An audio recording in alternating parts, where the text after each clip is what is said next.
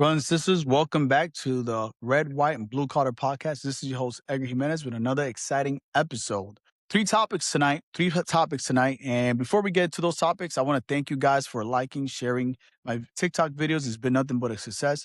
D Train doing an awesome job interviewing members, interviewing other locals. Keep killing it, my brother. You're doing a good job. That being said, let's jump into the three topics. And those topics are TPS and DACA members, contract language and future negotiation, safety and lighting protections for our ramp workers. Those are the three topics tonight.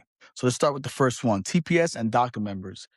A couple months ago, I had a member who was a DACA recipient, and every 2 years he tells me that he needs to renew his worker's permit, and he did that last year. And this year, sometime I believe, what was it, last month, his or the month before that, his worker's permit expired or was going to expire, and the company sent him an email saying, "Hey man, after this date you can't work. Your worker permit is going to expire. We don't have nothing from you saying that you could work in this country, and we got to terminate you."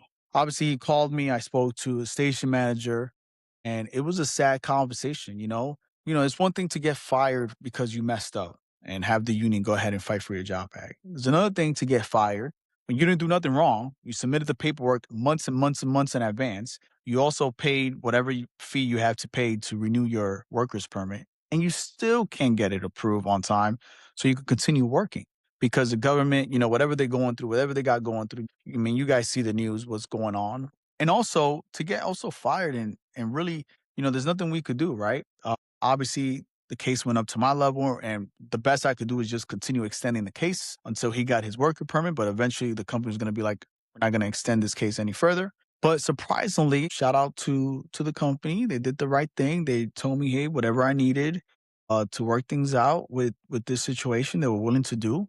Thank God I didn't have to request any extensions. Eventually, his paperwork got approved, and he will be starting work soon. But it was sad. It was sad because I know that there's many members out there going through the same thing. There's a lot of union brothers and sisters who are in this same predicament. And if you're in this same predicament, I hope that, you're able to get out of it. Honestly, there's nothing I could say, but you just got to pray on it, because even if you submit the paperwork in time or extra early, you still could be in this predicament. And it's sad. And if you know somebody that's going through this, be patient with them. And this individual was scared for his life because this job, what he does is how he feeds his family. And he knew that eventually that was going to end, and it did end. And now he was terminated, and he was like, "Man, what do I do now?" Obviously, because no work permit, you can't even work anywhere. So thankfully, ended up good for this member. But if you're in that predicament, reach out to your union. And I hope that this government does the right thing and starts approving these work permits quickly, because this is sad to see somebody go through this. That being said, let's go to the next topic, which is contract language. This book right here, the Go book, we should be getting into conversations of what should be added in this book and what should be taken out of this book. Quality of life is very important. And the only way we get quality of life, a better quality of life, is if we negotiate good language. And every time we go into negotiations is a time for us to pretty much add language that's going to help us on a day-to-day basis. One thing that I've been asking them, what do you think this local should be doing to prepare for the next negotiations? And a lot of people have been telling me, "Well, Edgar, one thing I would like to see is in the near future is some surveys." And I think that's right. I think that if we as a local, I think there needs to be polls or surveys being put out there that are asking questions to the members of what language are affecting them. Where in this contract is the most disastrous language that should be removed? And also should be asking them what's their top three, like what is your top three concern that you want rectified in the next contract negotiations, right? And with the technology that's going on right now, I think we could do it easily put out surveys out there so we could hear from our members. Whenever I visit stations, I'm not just talking the same spiel that, we all say when we go to stations. I'm also asking questions about next negotiations, because that's around the corner. In the blink of an eye, 1 year passes, 2, 3, 4 years passes, and we're back at the table again on square one. So I know there's been a lot of things affecting our members. One of the things has been job duties on the bid. That's language that we got to fix in this contract, scheduling concerns. Very important things that we all look for. Like when I was back in the ramp, I was bidding a certain way, right? And those job positions were bag runner, T Point, labs, even though I had no seniority, it was a wish list. And at the end was probably gates. So I know that job duties are very important, especially I believe that if you put 20, 30 years in this company, you should be getting whatever you want. Whether that's being in the labs or doing bebop or T Point, you earned it. You earned your stripes. And it breaks my heart to see obviously these job duty just not being respected. And I think that that's a big thing that we definitely need to fix. The other thing is just the gray areas in this contract. There's a lot of gray areas in this contract, and even though we have an interpretations book, it's just a little funky. There's a little some funky language out there, and we got to fix that. We got to go ahead and we definitely got to review that language and make it better. What can our members do? Well, the local does have an email, negotiations at TW555. And I suggest that we go ahead and we start sending emails of what should this local be focusing on, certain topics that we should be focusing on. I'll give you an example. I would love to see leads get extra money. I mean, they're out there and every year that passes, they get a new task, right? You got to do this now. Now you got to do this now. Now you got to do this. And it's just like the list is ridiculous. Ops agents upstairs who are working flights that are going to Spanish speaking destinations. You're speaking two languages to board passengers. You're speaking English and you're speaking Spanish. And you're not getting compensated over that? I think that's bullshit. I think those are things that we got to tell the company, hey, man, pay up. You got this ops agent speaking Spanish, a different language. Pay up. Like, it's not right. That's not everybody's bilingual. So those are things that we got to focus on and build on the language that we negotiated on the past negotiations. And again, the biggest thing is involve our members. I think our members got to be very involved, if not the most involved, when it comes to negotiating the contract. It's not just the negotiation committee, chief negotiator versus the company. It's all of us together collectively. And that's something that I'm definitely going to push in this position. I want our board to make sure that they're including our members. So start sending those suggestions, start sending those, those emails. Remember, negotiations at tw555.org. It takes all of us to go ahead and better this book. One thing I do want to get into, another topic, the last topic I want to get into is worker safety. Safety, shouldn't just be on a poster. It shouldn't just be slogans all over the workplace. The company should really, really mean what they say when they say safety is number one in their eyes. I'm gonna be honest with you. I don't think it's number one. I think is up there, but not number one for them. I think it goes passengers number one, profits number two, and then the safety. Just my opinion. I mean, I say that because of like the lightning stuff that's going on. When Orlando and Tampa, where it used to be 5 miles out when the lightning struck, it was closed the ramp, and now they lowered it down to 3. So you tell me, right? That makes no sense, especially where you got these parks in Orlando. Like I was in a resort the other day celebrating a birthday party, and there's this guy with a whistle just kicking us off the pool because there was lightning. I think it was like 10 or 15 miles away, but it shows that that specific hotel cared about customers that are going in using their facilities and also the employees that are enforcing the rules around the facilities. God forbid somebody gets struck by lightning, the hotel's going to be in a fucking world of shits. So that's something that we got to combat.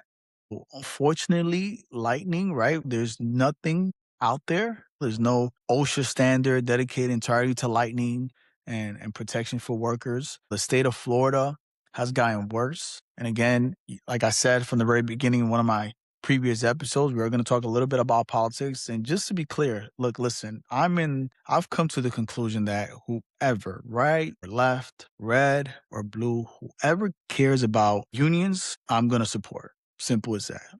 You care about unions and you want to help unions out and workers out and, you want to make the American dream achievable. Hey, man, you got my support.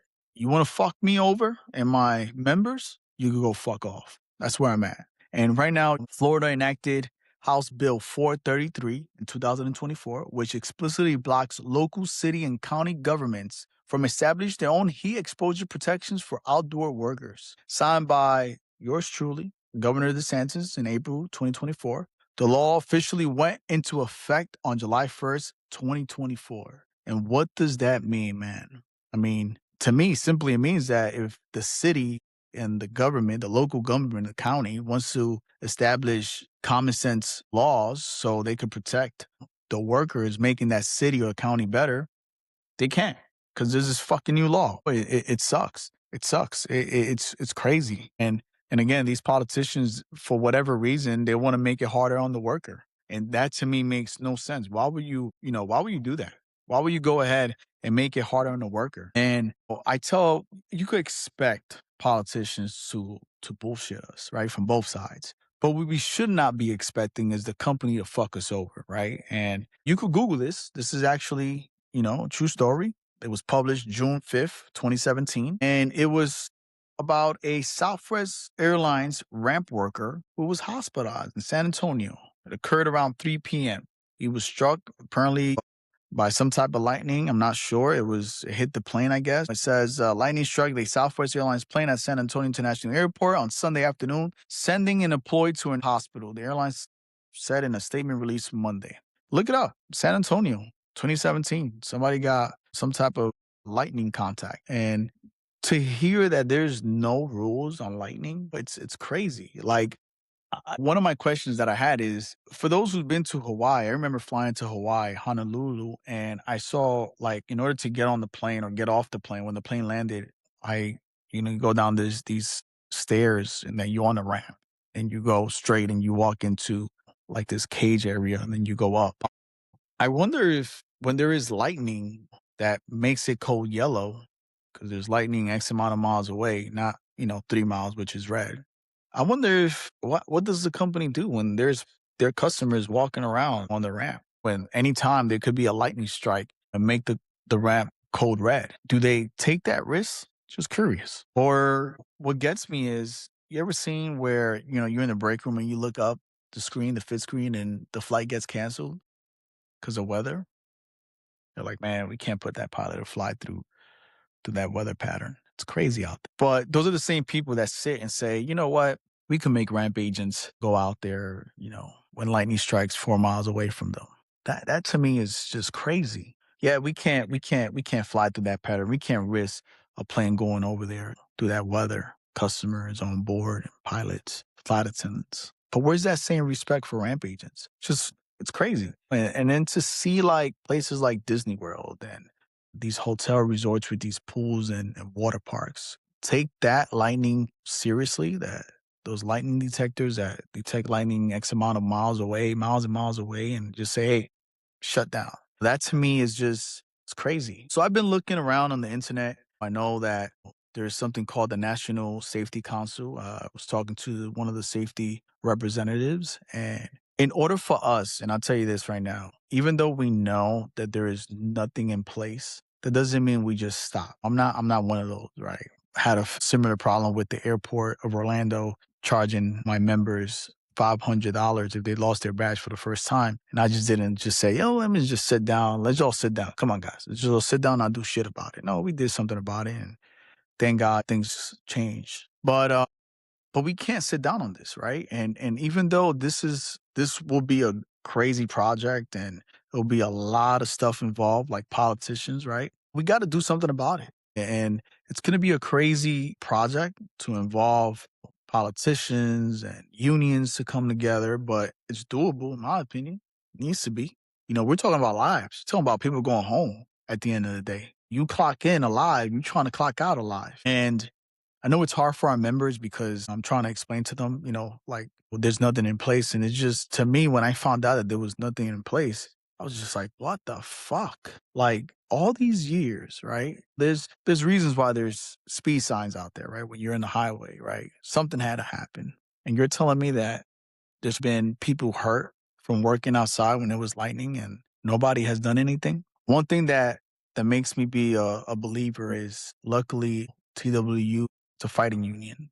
They like to fight back. And I know that if we call TW International, they're going to be very supportive and have our backs. But I would love to see all the airlines, all the unions come together and fight this beast because we know what the companies want. We know what Southwest, Delta, United, American, JetBlue, they don't want for these rules to be changed. They don't. If they can make it, I'll be honest with you, if they can make it 1 mile or half a mile, they'll do it. They're just towing the line, see what they could get away with. And again, every time you've heard of working conditions getting better in a workplace, it's been because there's a union involved. There's a union worker who said enough is enough, and we're going to fight these companies. We're going to fight and we're going to expose them. We're going to go to the media. We're going to go to the newspapers. We're just going to expose them because whenever they get exposed is whenever they call timeout. Oh, timeout. I don't want to have bad publicity. Then do the right thing. Simple as that. But to hear stories like a couple weeks ago in Orlando where there was a fueler that dropped because something happened. I don't know if it went through the plane and, again, but it was because of that lightning. And he ended up going to the hospital and I heard that he was okay. But why wait? Why wait? We have heat plans. We have cold weather plans. We have no lightning plans whatsoever. We have a plan. It's just shitty as shit. And it's crazy. It's so crazy. We as workers, airline workers, ramp agents, provisioning agents that are out there, we face every element out there. And shout out to those who work up north in the cold. And shout out to those who work down south in the heat. We work through these conditions and we put our bodies through things that we shouldn't be putting our bodies through. But we do it. And we keep this economy rolling, At one point we were called essential workers, but crazy. It's just crazy that now it's just like, fuck it. And to me, this is when I say that us as union leaders, we're not just here to do grievances. We're here to fight things like this, as well. We're here to do grievances and much more. A lot of people have the misconception that we should just be doing grievances or we just do grievances. Nah, we got to be fighting everything. Grievances, stupidity like this, politicians who wake up every day trying to fuck over the unions, anti-union politicians who say they care about Americans, but they really fucking don't. So it goes beyond, it goes beyond working grievances, doing arbitration, system boards. And I challenge every union leader to go ahead and also take other fights, not just the grievance fight. And I'll be honest with you, at times it feels like these other fights are harder, right? Because you're gonna have to find a politician. You're gonna have to go ahead and fight many companies, not just one, because it's not just a one company rule. It's every company coming together and saying, "Hey, man, if we all make this shit 3 miles, then we all good." Bullshit. So, anyways, I hope you enjoyed this episode. I hope you continue watching my episodes and sharing them. I have a lot of love and respect for you guys. Being a ramp agent, being a cargo ops provisioning agent, it's a hard job. And much respect to you guys. Continue being involved, guys. It takes all of us to tango, to fight against this company, to fight for our rights. Right now, this is something that we're going to be battling in the future. It's not just the lightning stuff, but it's also AI. AI is there to ruin lives, ruin jobs, take away jobs. And we need to prepare, especially the young generation, those guys who are working in their 20s and their 30s. We got a long ways to go before we retire. And it seems that this government is trying to retire us early. They're trying to make us unemployed. And all we want to do is just find a job, a good paying job, go home to our families, feed our families, put money into our 401k, and retire with dignity. And every time I wake up and I turn on the news, it's just another way how this government could fuck us. And as Americans, we need to stand together, stand strong, vote for those who support us, not because of a party, not because, you're part of the red team or the blue team. No, because you're part of the union team. That's what we should be focusing on. That's the team that's going to feed our families. So again, stay strong, continue fighting. And if we don't come together, remember, the company is winning.